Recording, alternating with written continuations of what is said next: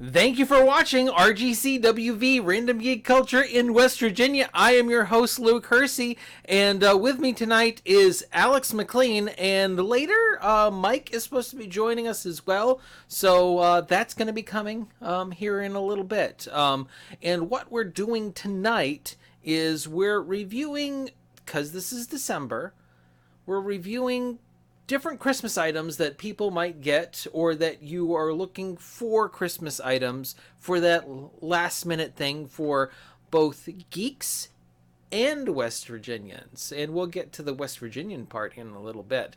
Little flavor in there, because we're a podcast that's not just about video games or TV or movies or whatever. We're also West Virginian, and this is one of these things that we like to have an opportunity to do.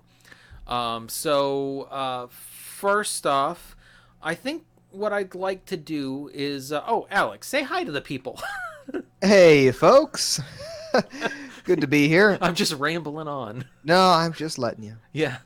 So Alex, I think what I'd like to do is start off with your review of a certain game that came out not too long ago that certain people will probably get on Christmas, or maybe want to spend their hard-earned, open up the Christmas card earned money from Christmas. And what's the game that you brought with us? Yeah, so I'm real excited about Pokemon Violet and Scarlet. Yes, I almost forgot the title. But yeah, the Pokemans. I like Pokemon, and the new game that came out is really fantastic.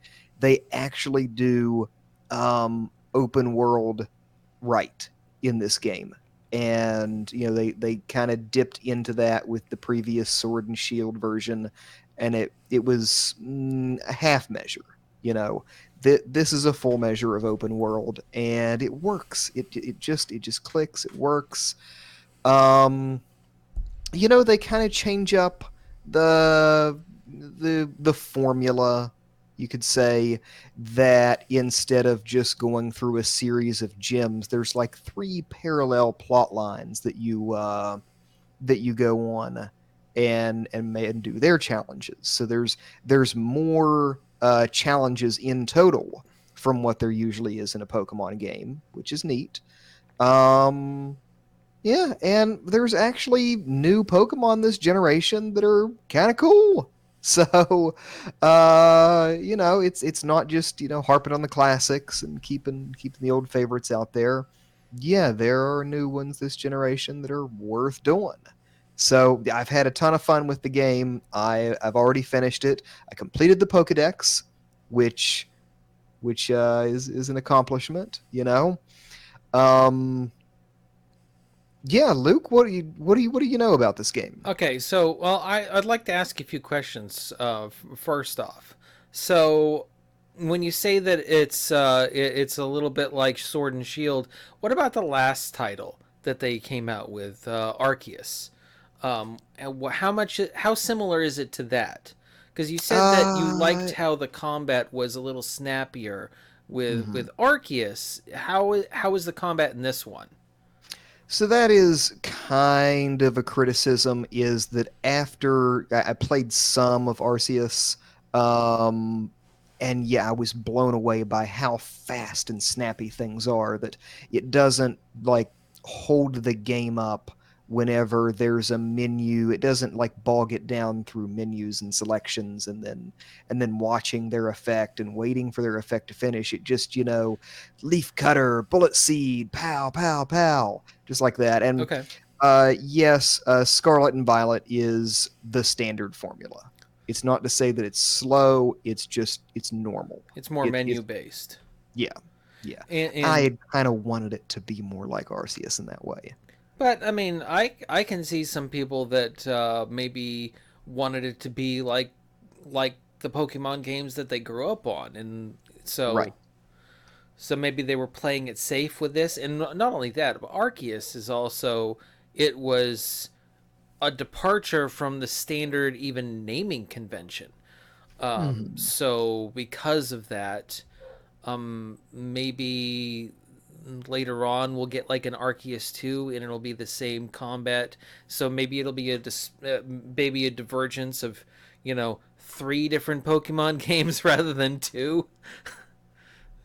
And yes, I would describe Scarlet and Violet as safe for the most part. That they didn't take. Arceus was something that I think was a risk in terms of maybe this isn't going to be popular. A risk in Uh, your opinion paid off. right, right. But they didn't really do anything, risky in this game, Okay. other than the open world. That's a big change. I think, from the previous Pokemon games that I've played, because I haven't played all of them, obviously. Um, that's a huge undertaking. Even a huge Pokemon fan has not played all of them.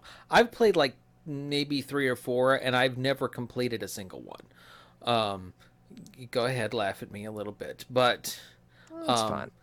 um, because of that, I have tried it out, and the formula has that a certain specific type, and the combat systems, very familiar. But the one thing that I think that I always felt every single time that I played a Pokemon game was the lacking of like a real open world, and it sounds like they captured the old charm, but they brought in the one thing that everybody wanted and it was missing. Am I kind of correct in that? And this really is something that I think everybody has in some fashion imagined, that someday there's going to be this game where you just run around and you can see the world's full of Pokemon. So you can uh, see the Pokemon on the field, right? yeah, you can see the Pokemon as you roam around the world. They're just, going about their Pokemon business. And it's cool sometimes they show up in groups. Like there's a herd of these goat Pokemon, or there's Goat some that's Meon, like a Goat Pim, goat Leon. I don't know, Goat man. Meon. I forget what the name of that one is. There's like a herd of them, so it's not just one roaming around. Or there's some that's like a later evolution of one with a whole bunch of the smaller evolutions following it, as if it's like the adult and it In has a the lot of babies. children with. Yeah, yeah. So Okay. it's like an adult Venusaur with a bunch of Bulbasaurs following it. All right. Venusaur's not in the game, but that's just the first Pokemon that came to my mind, with Yeah. a bunch of Bulbasaurs following it because it's like their parent or leader or something. Yeah. Um, yeah. Uh, So would you endorse this as a good holiday purchase for a like-minded geek? yeah, I think this is a good Christmas present for all ages. Yeah, we're grown men playing Pokemon games, Doesn't and I matter. and I like that. I like that it appeals to everybody. Great game for your kids, great game for your big kids, you know. Yeah, I make no I have no disillusions. Cassie has a big kid and a teenager at home. Yeah. Hmm. Uh, all right. So you endorse this as a good geek present. So do you guys want to hear a story? Yeah. Okay. Yeah. So on the last podcast episode, I had reviewed different streaming services. Me and Alex and Greg had reviewed different streaming shows. Andor and Game of Thrones, the House of the Dragon, and the Rings of Power, and then She-Hulk. I had done She-Hulk, and a female author in Morgantown, had listened to the episode, loved it, and said, "Hey, I loved your She-Hulk episode, and I would like you to read my book and review it on the podcast."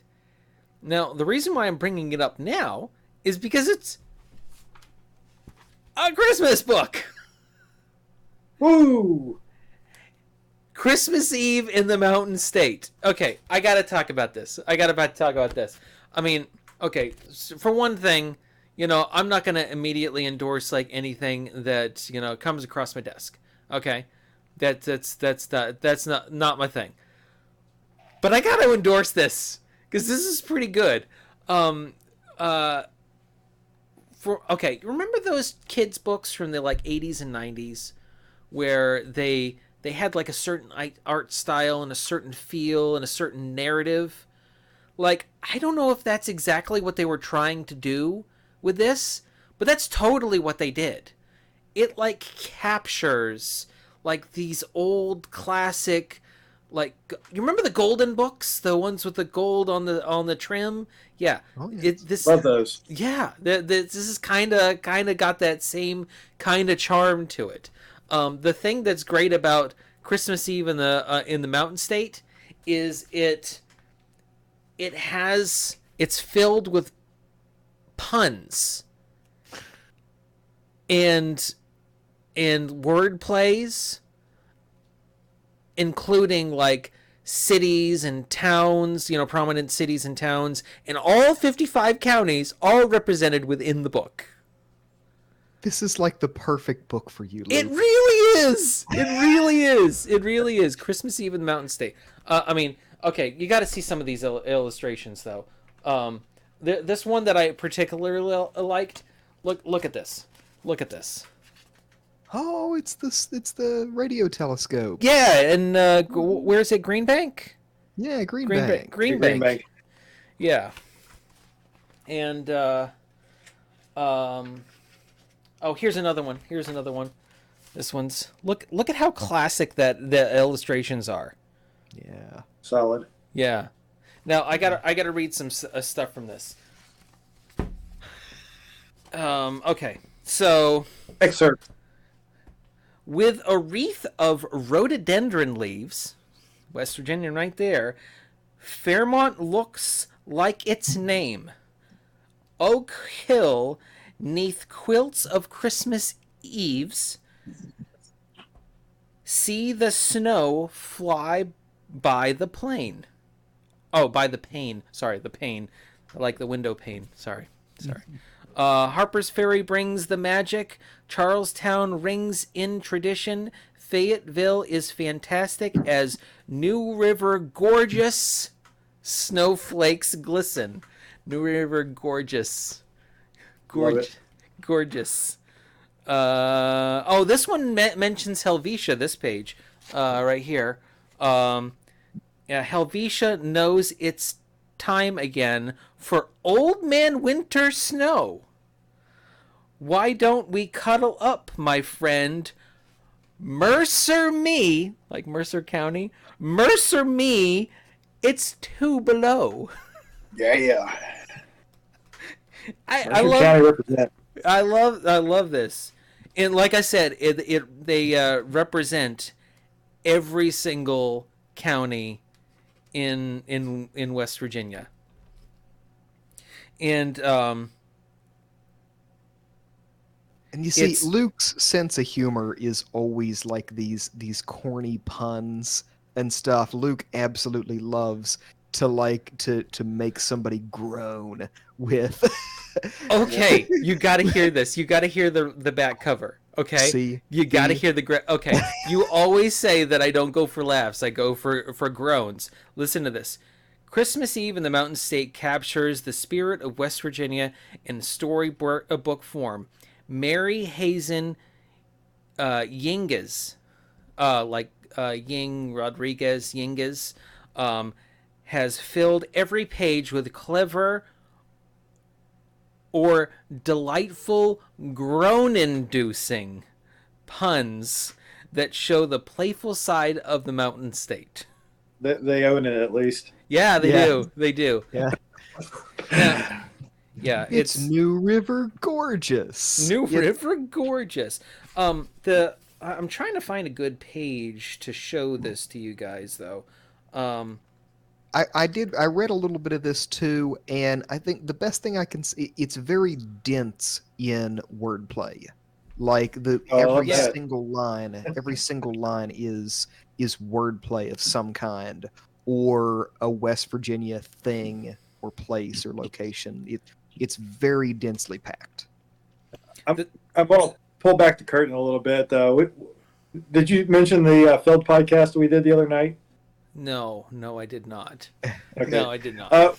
So I have trouble feigning excitement a second time. I mean, I wasn't feigning the first time, but we had some audio issues with the original recording, so that's what happened. This is a re-record.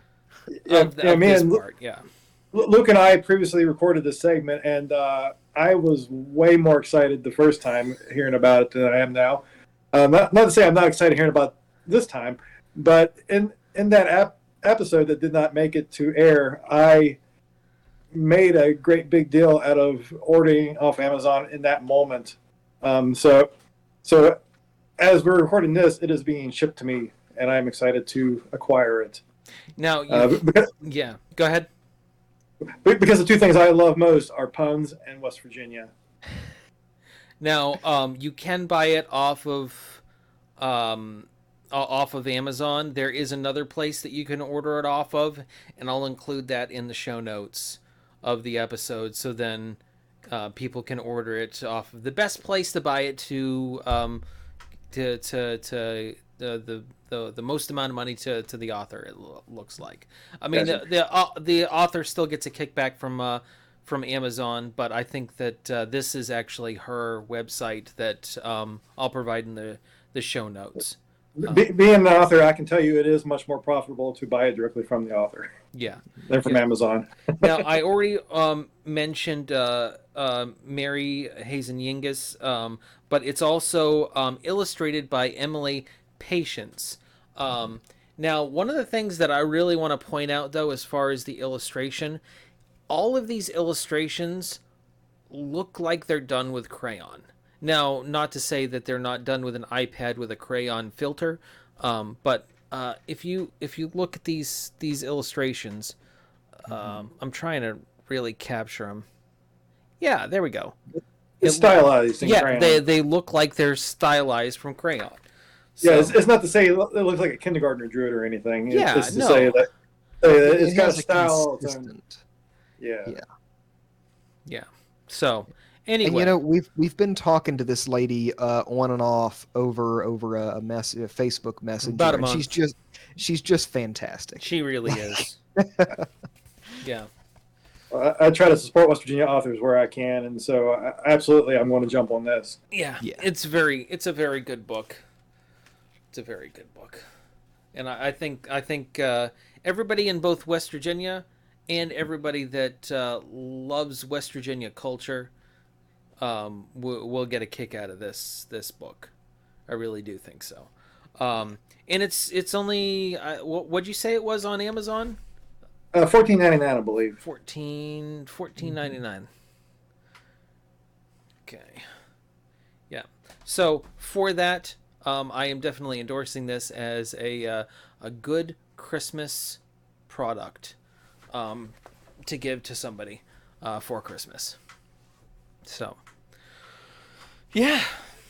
So I just talked. So, Mike, could you go ahead and give us your review on what you have been playing? Another video game. Absolutely, but it's a lower priced video game than some of the other ones on this list. That is correct. I believe this one is $49.99. Mm-hmm. Which I swear I pre-ordered it at $45, but that's fine. I'd still pay $50 for it. So this is Final Fantasy VII Crisis Core Reunion. I have to pause to think about all the words I need to fit into that. It's a beefy title, but it is a game that has also been beefed up from its original. Now, have either of you played the original PSP version? No. Yes, okay. I did. I know Luke has on the emulation device of some sort. Yeah, on the emulation side.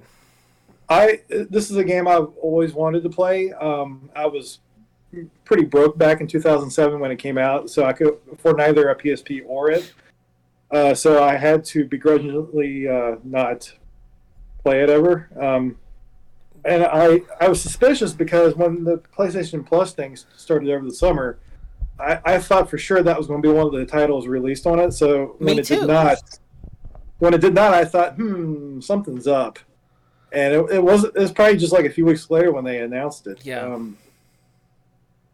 So they announced it at the Game Awards, or not the Game Awards, at the Final Fantasy VII celebration. That's right. Was it the 25-year celebration? I feel old. Yeah, the 25th of Final Fantasy VII. That is wild. Which I want to come back to something else later. This happened since we recorded last time, by which I mean 2 days ago. Yeah. We'll get back to that in a minute. Anyways, so the Crisis Core is the 2007 remake of the 2007 Crisis Core. That's probably a circular sentence. But anyways, it's basically a one-to-one remake. They basically beefed up the graphics and worked in the new voice actors. And I think they kind of updated the settings to reflect more of the art style and the setting style of the Final Fantasy VII remake.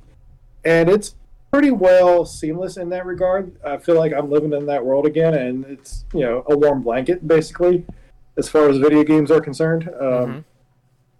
And it's like a bite-sized version of Final Fantasy VII remake. All the missions are, they take maybe an hour at most to complete. I feel like I've been playing forever, but I'm only logging like 8 hours right now on it, which is a nice feeling as well. Now, what are you playing it on? PS5. Okay. Which I feel like Final Fantasies are PlayStation things and always will be. From 7 and beyond. That said, the thing that happened since we talked last was Square announced the Pixel remaster for the Switch, Final Fantasies 1 through 6, which is something I've been salivating over the possibility for like a year now. Yeah, but it's going to be like $75 for all of them for the Switch. Yeah, but I don't think I'm going to get all of them. I haven't decided yet. Really, I just if it were me, I'd be getting the cartridge. If it were me, the physical cartridge. I know you're a big. I am not. I've basically shunned all physical media at this point. Like I did buy a CD recently for a Canadian band I couldn't find on streaming. That's probably the first CD I've bought in 12 years or more. But I basically don't buy games physically anymore either. I mean, I don't need that clutter anymore. Here's my argument. So like Witcher 3, they crammed the entire game in all its expansions all on one cartridge. That is a buy for me, because that is something that I can plug into the Switch that no longer connects to the Nintendo store because they shut it down for whatever reason. Those things happen, and I might not be able to download the other side of that game. But all of it was on that cartridge. All of it worked day one on that cartridge. And the same thing for the Final Fantasy Pixel Remaster. It's supposed to all be on the cartridge. Don't hold me to that. They haven't given out all the details, but I'd like that to be the case, that all of them are on there. So I have a place to play all of them 10, 15, 20 years down the road. Because, I mean, on Bobby's Classic Cartridge Catalog, we're playing games from 30 years ago. And that's classic. That's my argument. That's a tangent. It's a tangent from what we were talking about for Crisis Core. But I mean, I think it's a tangent that relates to what we were talking about. So, Mike, as far as Crisis Core, do you think that that it's a worth it price, even if somebody had played it before? Like, is it Does it seem like it's really like next gen graphics, or is it like kind of in between? It's close to next gen. I think they dumbed it down for the Switch version, and that shows a little bit in some scenes of the PS5 version. It's still way better than what graphics were 15 years ago. Yeah. So For a handheld. exactly. So if they made it full price, like a full $60, maybe not. 50 seems to me like a good compromise, especially if they're doing the pixel remaster for 75 for 6 really old games that they remastered, which I'm still going to buy probably. Those pixel remasters have been out for cell phones for like 3-4 years. So I don't understand why. Well, I mean, those pixel remasters are still $20 each. What? What was that again? I want it for the Switch. Yeah. Specifically, that to I me don't is, want to play those on my phone. That's exactly. not a phone game. When they first announced this for Steam, I was like, no, that looks like a thing that's specifically made for the Switch, and I demand it for the Switch, and they delivered, and I'm going to honor that. With your wallet. I'm going to reward them for that. Okay. But Crisis Core is cool. Yeah, I plan on getting Crisis Core probably like after New Year's. I got a lot going on right now, but settle down, and I absolutely plan on getting this game because I never played it because it was on the PSP and I never had a PSP, and then now's my chance. So yeah, and I love Final Fantasy VII. Come on, I mean, yeah, and like I said, it's very much a revisit to the world. Like it feels like an extension of the remake as opposed to being its own thing from 15 years ago. And there's a bit of replayability to it too because they have these missions. They're kind of like the battle arena in the remake, but they're called missions. You basically just wander into like a zone that they send you to and fight some things. And it's literally the same as the Coliseum, but they put you in different settings to do it, and you get more rewards as you go along. And I really thought my concern about the game was I wasn't sure how they're going to pull it off of having just one character throughout the whole thing, without having a party to ping off of if you're in trouble. But the way the menus and stuff are structured works pretty well. It took me a little bit to figure out. I don't read tutorials. I despise tutorials. So, especially if they're text. Yeah, I've realized that about myself. If there's a long tutorial to a game, I won't play the game. I will quit an hour into it and never come back to it. So if I can skip it and still figure out what to do, then that's a win on my part. And it was. But yeah, I've been pleased with it. I maybe have a few minor complaints. I think they could have at least extended some. There's some weird cuts from weird transitions from scene to scene. Like there's a part midway through the game where you're like in the Shinra building talking to somebody about starting a mission, and then it cuts to where you're already halfway through the mission and the helicopter's crashed. There really could have been like there's no context in between. It's that to that, and there could have been a little more context, especially because this leads up to Zack and Cloud's first meeting. So if they'd been able to build that up a little more, I think that would have made the moment a little more impactful. Just a black screen that says "scene missing." That's kind of what it felt like. Yeah. It's like Director insert scene here. It's like, did I push a button or something to actually accidentally skip a scene in between? What happened? Yeah. That kind of thing. But I feel like they could have fleshed those pieces out a little bit more instead of just making a full-on one-to-one. But yeah, those are minor gripes. It's a lot of fun to play, and it's fun to live in that world. And it's fun to see like the early days, like you see Sephiroth before he's gone crazy, and you see Cloud before he's lost his mind and is like, nihilistic about everything. I've seen people call him Puppy Dog Zack or Puppy Dog Cloud. They call Zack a puppy dog in this too, so that's why I was. Here's the thing here's the thing that I really liked about Crisis Core is, you in Final Fantasy VII you really almost admire the character Zack from Yeah. afar. And since you are Zack in this one, you actually get to admire a whole new character from afar, Angeal, and he's awesome. He is Yeah. like, if there were a starting point, an origin story for Cloud, it's not Zack, it's Angeal. And in That's that true. in that that is that's something that I feel like they I'm glad that it gets to get fleshed out a little bit more to a wider audience, because the story is fantastic and they didn't change the story like at all from what I've read. No. And they've just made it better and they've made it more palatable for a new generation. So I'm glad of all those things. Because truthfully, if they had come out with it on the plus service or the premium service for the streaming, then a lot of people wouldn't have played it. Especially since the premium service is not selling well for PlayStation. But this way, more people, I think, are going to enjoy it, because I'm sorry that there's a certain price point that if it's at, people will take it seriously.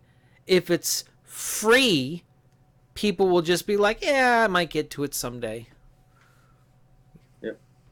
So The last thing I'll say about the game is that you also get to see Zack and Aerith's relationship, which I wasn't sure was going to work at first because they kind of meet the same way that the Aerith and Cloud meet, and I thought that was kind of hokey. But it actually, you can actually see their romance build throughout instead of just like, they meet and suddenly they're in love. There is a progression there, and seeing that unfold gives a lot more context to Aerith and Cloud's meeting when they finally meet. Where Cloud is trying to be the stoic, I don't care, but he actually does, and Aerith is the I can't care because I'm not ready to care yet. Yeah, but it gives a lot more context to why they would form a bond, anyways. Yeah. So I was happy to see that. So it feels like the world's kind of congealing more as they release more things, and couldn't be happier. Yeah. Okay. $49, get it. So you endorse this product. I do. Okay. And that book. And that book. And the book. Okay. Last thing that we're going to talk about tonight is a game that I played recently and finished. It is a Game Awards winner for several things, but most notably, Best Narrative Game of 2022. And that's, Or, Game of the Year. Huh? It's not Game of the Year. I do endorse Game of the Year, which is Elden Ring. But that one came out in April, and a lot of people already played it. I actually thought yours won. Huh? Oh, yeah. I actually thought yours. No, Godofwar Ragnarok was the winner of the Best Narrative-driven game of 2022. It was also the Best Actor of 2022, which the guy that played Kratos got.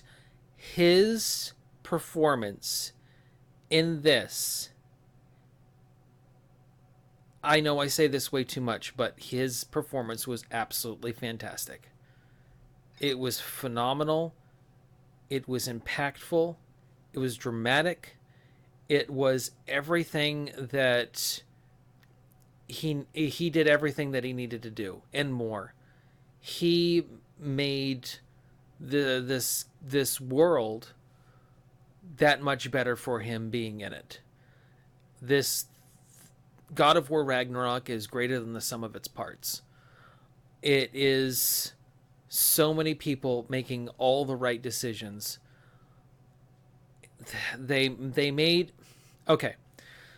So, the other day I was talking to Bobby, actually. Bobby from Bobby's Classic Cartridge Catalog.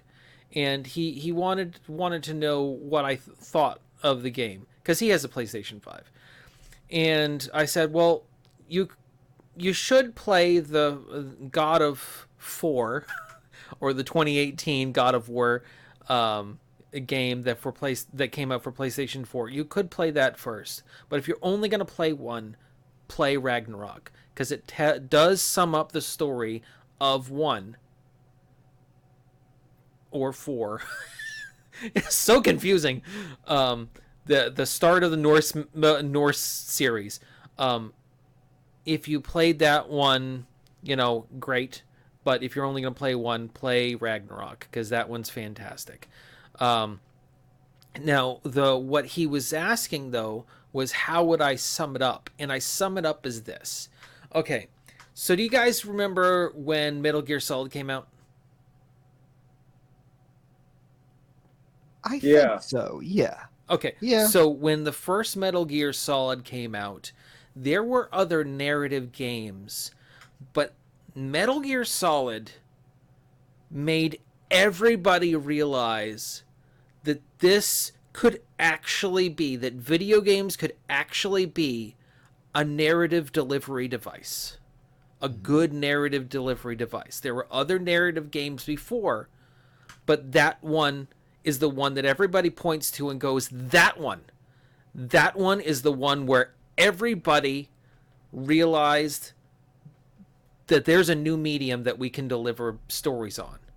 And it changed the industry. Mm-hmm. God of War is that.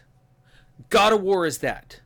Because we've seen it with Uncharted games, we've seen it with Tomb Raider, we've seen it with Horizon. Games that have done it, and have done it pretty well. But God of War has now fully and unparalleled showed us that we can get cinema quality stories and presentation in a video game. That is why you should play God of War Ragnarok.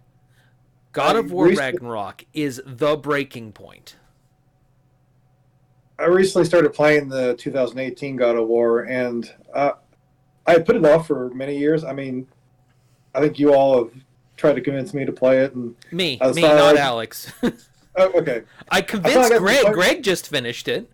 Oh, did he? Okay. Yeah. I'm about halfway through. I just got to the point where I was like, well, I got this PlayStation Plus subscription, so I might as well use it for something. And I think the biggest issue with the PlayStation Plus subscription is I already own every game I wanted to own for it.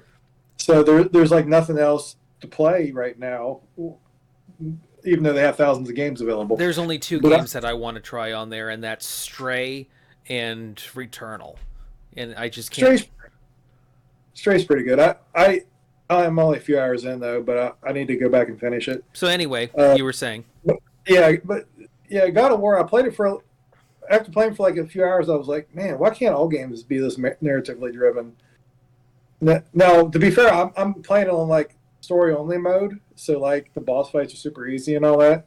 Just because I'm at the age where I don't care about a challenge anymore. I just want a good story. I did that with Jedi Fallen Order the first time. Second time I actually went to go play the game. So I played it on hard, but yeah. I still have to finish that too. Yeah, that's a good one. I know. I'm like 80% through it. But yeah, I'm pleased, and I will probably check out Ragnarok once I finish this one. So, yeah, I mean, I could talk for hours and hours and hours about how great that game is. I've listened to several hours. Huh? I've listened to several of those hours. That's true. I'm kidding. Yeah, it's not just the acting, but it's the art design. The art design is phenomenal. Now talking about the game, it is Ragnarok, so Thor is in it, Odin's in it. Hela is not in it. I'm sorry, Hela's not in it, but Mimir is in it. Let's see, who else is in it? Loki is in it. Um, Heimdall is in it. Heimdall is a completely different character than what you would expect from after watching the MCU movies, because Idris Elba is, always a fantastic actor and a great guy, and Heimdall, who is not Idris Elba in this, Heimdall is not a great guy. um, the dwarf characters are great. There's all 9 realms are represented in this game, and also the world tree is represented in this game. A lot of mythical Norse creatures are in this game, and in fact, there is. I was watching a video on YouTube. It was a historian that he's an expert on Norse mythology, and he was saying that all popular media and video games that have come out, here within the last however many years, that this is the best actual Norse representation that he had seen to date. So that excited me, and the yeah, I like I said, I could go on and on about this one. If you have viewers, if you have or someone you love that you're gonna give a gift for Christmas has a PlayStation 5, this game is a reason to own a PlayStation 5. This is, yeah. Everybody that has a PlayStation 5 should play this game, if they're old enough. It is a mature rating.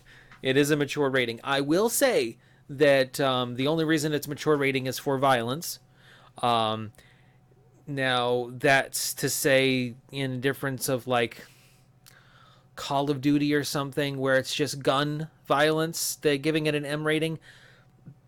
There are some pretty like pretty graphic, like, finishing killings of some characters. So I'm gonna have to say that it deserves an M rating.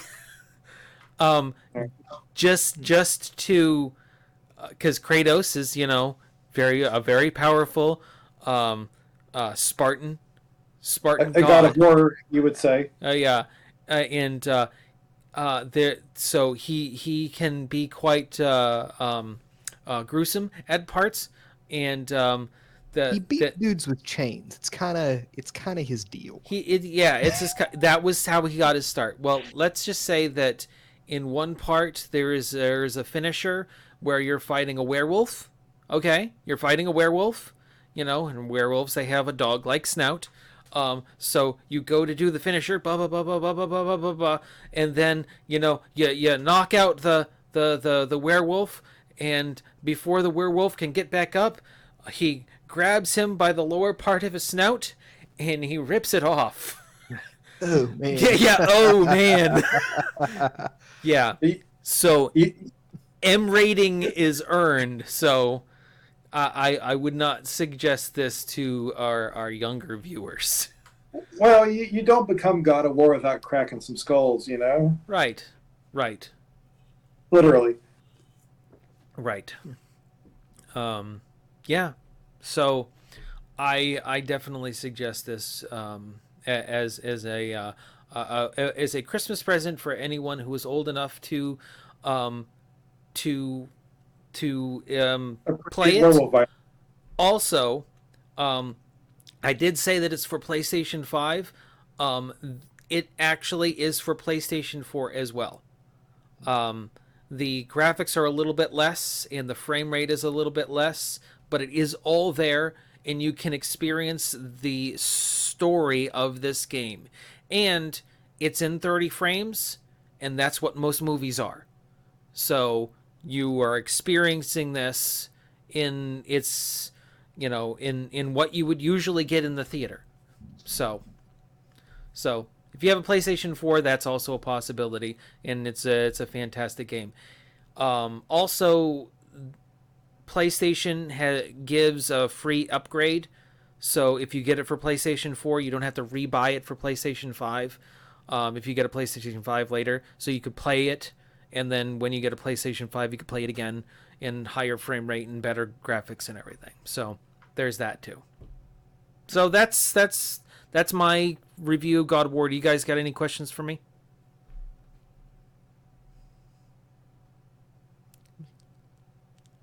I guess No. not. Every time I thought of one, I was like, "Nope, you already answered it." So I think. Oh, you're in good shape. you were taking a second to think about what I had said. Yeah. I was going to say, what'd you recommend it after 20 minutes of telling us you recommend it? Yeah. I got one. What's your least favorite thing about it? Ooh. Or criticism of it? Criticism of it? Truthfully, I actually do have one specifically. So towards the beginning of the game, you are like, man, Loki or Atreus. Loki has grown into such a, because this is like 3 years past the previous game, chronologically. So you're like, man, Atreus has really come into his own. He's a fantastic character. I would play a game where it's just him. And then later on, you are just him. Those levels are fun, but they're a little long. There's no finishing moves. They're a little long. Well, no, he has some finishing moves, but they're not like his father's. Yeah, they're a little more finesse. But the thing about that though is when you go back to Kratos, like there's one part where you're playing as Atreus and he totally screws up. And Kratos, he goes back to Kratos and he's like, Dad, I screwed up. And then there's all these things coming up. He doesn't stop and he doesn't scold him or anything like that. He just jumps in, and then you're Kratos and you do your Kratos thing and destroy all the things and everything. And you're like, man, that felt good to be Kratos again. And then it goes right into a cutscene of him going, it doesn't matter what you did Atreus. It matters that you're back. Just the kind of emotional, it just, in that moment, it was like all of the greatest things of the game all coming to fruition. Sometimes you got to let a game breathe a little bit to appreciate some of the really great aspects. It all came together right at that moment. You got to be Kratos again. You got a really dramatic cutscene. It was just fantastic. It was great. So, yes, but also there answers your question of the criticism I have. Okay. So, I think that is all of our Christmas reviews for the evening. Are we gonna do Geek Outs? I feel like that was our Geek Out. Yeah, I feel like this whole night was Geek Outs. So I don't think I have a Geek Out. you have one. You have one. Do you want to share or do you want to keep it? Are you chomping at the bit? Do you want to share it? I gotta. Okay, all right, that's fine. It's burning me up. It's another. We've talked about a lot of video games, but I associate Christmas with video games because it's Why Christmas time. That's what I usually got for Christmas when I was a kid. I recently discovered this indie game called Hellish Quart, and it is a fencing video game. Okay, and I am a fencer myself. And to see I'm always interested in media portrayals. Oh, that's right. You've got one that's right next to your house, on the border of your house, between your. Get out of here, Luke. Get out of here with your puns. Okay. Sport fencing. Christmas in the Mountain State. A scrim, as they call it in France.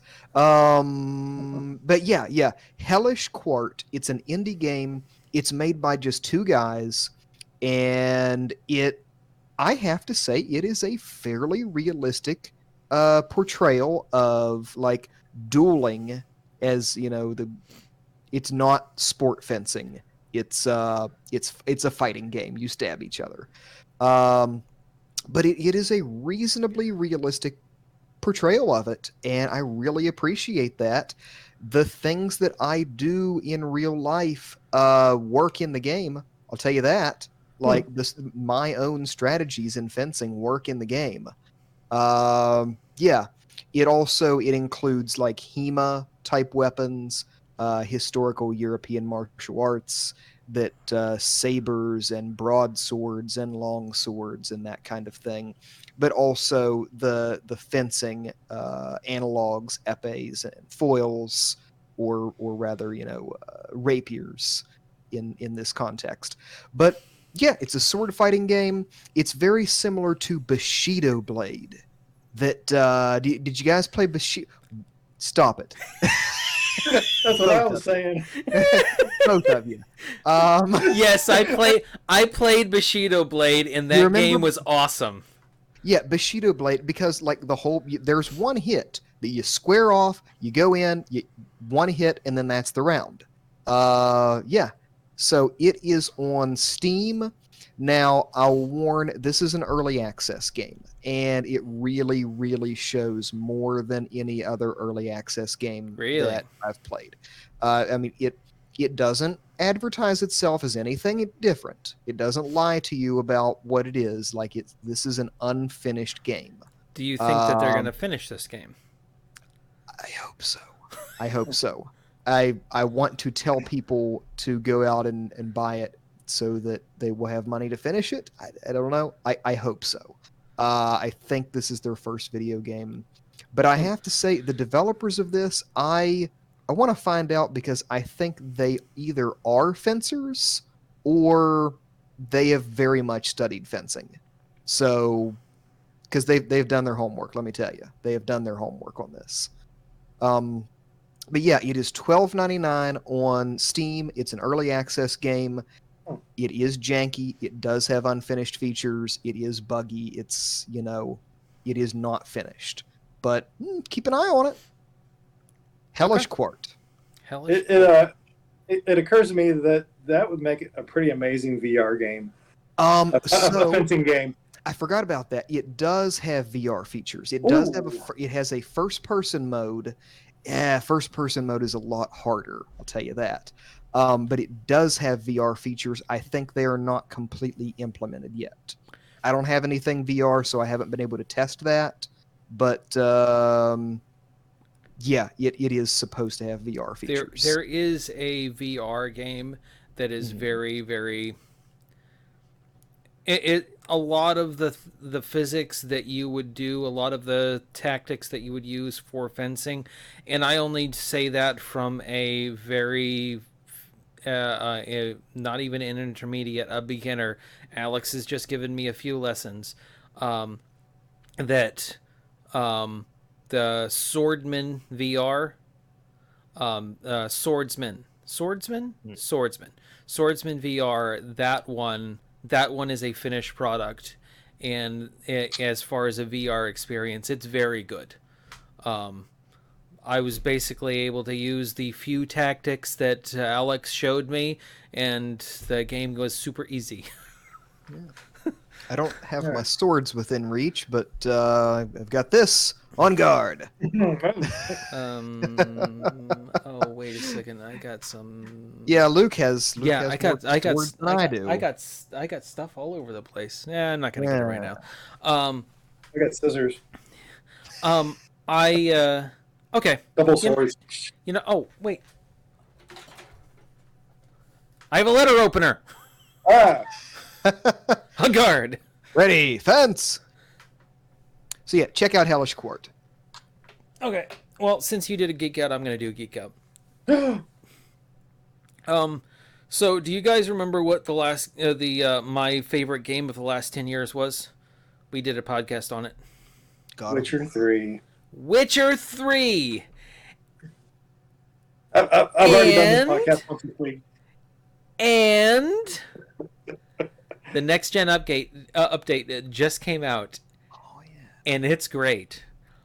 I am falling in love with this game. The graphics are improved. It's 60 frames now on PS5, so that's really great. You can do ray tracing mode in 30, but the ray tracing mode is just it's okay. It just adds a little bit to it. It's not they did enough without ray tracing before, so it doesn't really add a whole lot. Playing it in 60 is just so much better. The thing that I don't love about it is the game always had audio issues in the original release, and they're still present here.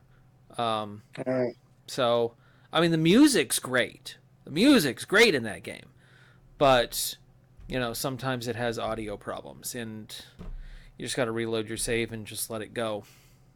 But yeah, I am really, really enjoying replaying Witcher 3. There's not much I can say about that I haven't already said about it. It's just better. It's just better than it was before, and it was already great. So, Mike, just go ahead and throw one out there. Pixel remaster. I am looking forward to Final Fantasy 4 and 6 on my Switch. Finally. Yeah, I might pick those up too. I never played 4. Oh, 4 is my entry level one, and it's a good starting place. It's the first game I ever played where I was like, "Wow, video games can tell stories like this." Which one is the one? I always get 4 and 5 mixed up. Which one is the one that's like a Saturday morning cartoon, and which one is the one that you are the disgraced knight? 4 is the disgraced knight, where the disgraced dark knight, where you become a paladin, and you're dragoon, paladin, and you're paladin. Shit. And your disgraced, or I think he's disgraced too, your dragoon friend who constantly betrays you throughout. And the other one's like a Saturday morning cartoon. I never cared for that one. So that one's 5? That one's 5, yeah. I never finished it. I finished that one. I liked that one a lot. I got halfway through, and you go to the other world, and I'm like, I don't care about this. So, and then 6, which is also 6 is almost as good as 7. Like anytime I play 6, I'm like, man, this is better. And then I play 7 again. I'm like, nope, this is still better. And it's like the best one's whichever one I'm playing at the time. It is a toss up. 7 had to have been a success because it was all the ideas that they technically could not do on the old console, and they were cooking on it for 10 years. 10 years they were cooking on Final Fantasy 7, and they finally were able to make all of their ideas, all of their dreams come true. I feel like that is what 15 was. That they were technically not able to do a lot of things in a lot of the other titles, and that's why there's a big jump in technology from 13, not 14, 13 to 15. I mean, 7's obviously the thing that made Final Fantasy really, really blow up in popularity. But, like, I feel like and it's a lot of people's first Final Fantasy game. It's mine too, okay? But, 6 is awesome. Yeah. Pixel Remaster's coming out. Now's a good time. See, for Christmas in 2 years, I'd like to request a Final Fantasy 6 remake. A 3D glow up of that. In the vein of Octopath, I would totally play that. Play the crap out of that one. Are you excited for the second one? Octopath? I have it on my wish list for PlayStation. I don't know. I don't know if I'm gonna dive back into Octopath or not. Oh. Interesting. I really liked the change in combat system. I mean, it's pretty much just Bravely Default on steroids as far as the combat system. You can either brave or default, You know, and you can default for 4 turns and then ba ba ba ba ba. Yeah, I haven't been on the show for an episode or two. Have you all done Live Alive? Yes, yeah, that was my geek out a couple episodes ago. Yeah, I did. I did get that, and I played it from start to finish, which I didn't expect to do. But it's a pretty good game. Yeah, I was pleased. I do think that is where Octopath Traveler got inspiration from. Oh, for It- sure. my For personal opinion. sure. I definitely got that vibe. Mm-hmm. And here's the thing. I wonder if there was any of the original developers on Live Alive that worked on Octopath. I don't know. Because it's still within like- this. I feel like I read somewhere there was inspiration, or one of the creative people from that one worked on Path. I feel like I read that. I might be wrong, but I feel like I read that somewhere. Yeah. Okay, I think I'm going to close this out. I think this was a very good episode. I really like you guys' opinions. I really like that I was able to review this Again, again. And I hope that you guys like this, and you'll go back and not you guys, YouTube's goes back, likes this and goes back and likes and subscribes and comments, and also goes back and watches some of our older stuff. Or if you're listening to this on Anchor, go back and listen to our older episodes. If you're looking in it for any suggestions, the How to Survive in Post-Apocalyptic Appalachia, that 2-part episode on Anchor is, I'm proud of it. We had 2 guests on there, one a West Virginia farmer, and the other was a ex-Marine talking about survival tactics. It was a very, very good 2-part episode. So anyway, I hope everyone, including you guys, enjoyed doing this episode, listening to this episode, watching this episode. And if you like this, you can send me an email to randomwvgeek@gmail.com, or you can leave me a text message at 304-566-9777. Welcome to the end. welcome to the end. Welcome to the end. Have a good night, guys. And Hope the audio works this time. Yeah, right.